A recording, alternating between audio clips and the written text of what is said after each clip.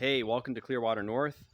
Jed here. Today's the day where I'm going to start the process for our canned smoked fish, although technically the process has been going on throughout the summer as we've been catching fish from lakes and rivers nearby. And we've got enough now that we can make a good batch for canning. So I guess the first thing to do is catch your fish. What kind of fish are we canning? Well, we're canning one really big fat sucker fish. We also have some northern pike and some smallmouth bass. That's all going to be incorporated in our smoked fish that's going to be canned. So the first thing we're doing is now I have the fish soaking. I filleted the last of them last night, and they're soaking in a saltwater brine with a little bit of alder smoked sea salt. And the reason why I prefer this method, we're not really a huge fan of a lot of fresh pan-fried fish.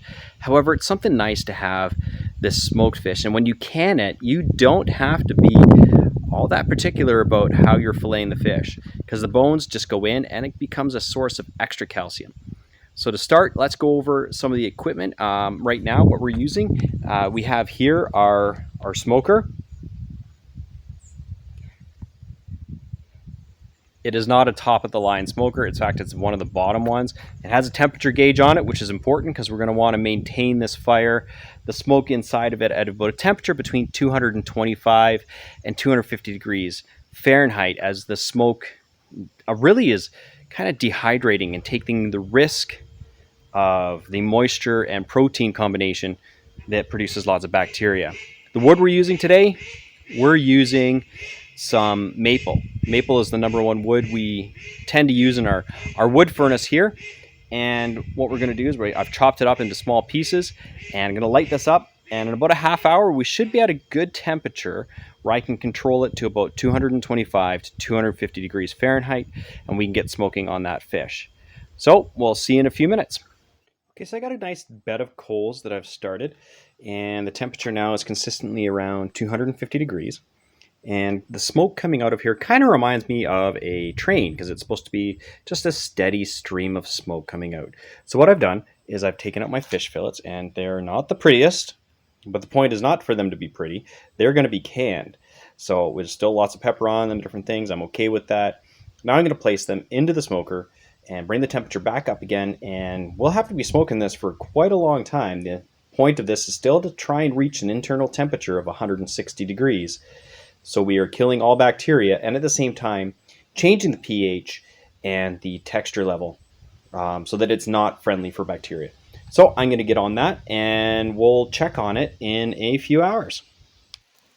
Well, it's gotten a bit rainy out here, but let's take a peek here, and that's pretty good. All this meat has been nicely colored. It was cooked for quite a while, but I left it in the smoker just a little bit longer so it'd have that nice smoked color. So I'm going to chill this now, and we are going to pressure can this tomorrow.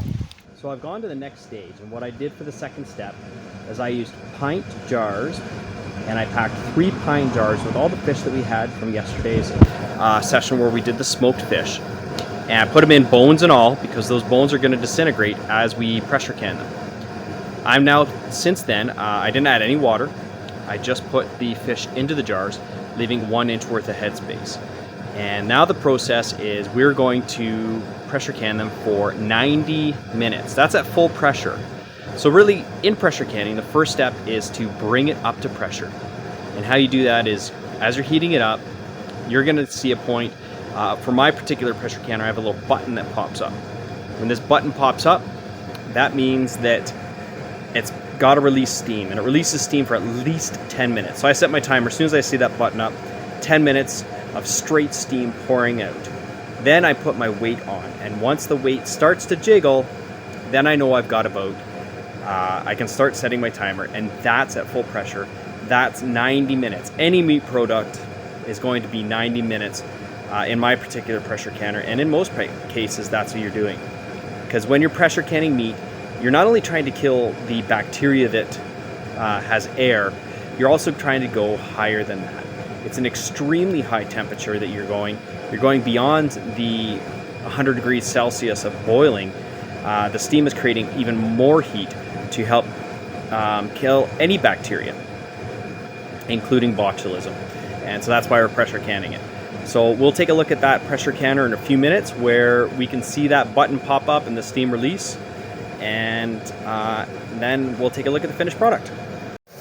Okay, so that's that button I was talking about. The button is popped up and there's a ready, steady amount of steam coming out. So I have to wait now 9 or 10 minutes. It's gone up for about a minute. This is kind of finishing watching a Blue Jays video.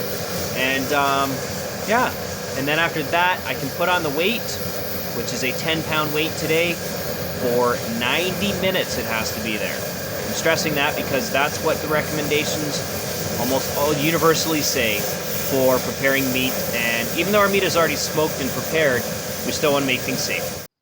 So what I've done is we went for a walk. Once we were at the timer for 90 minutes came up, and we went for a little walk and came back. It's a pretty cool day today. So it came down.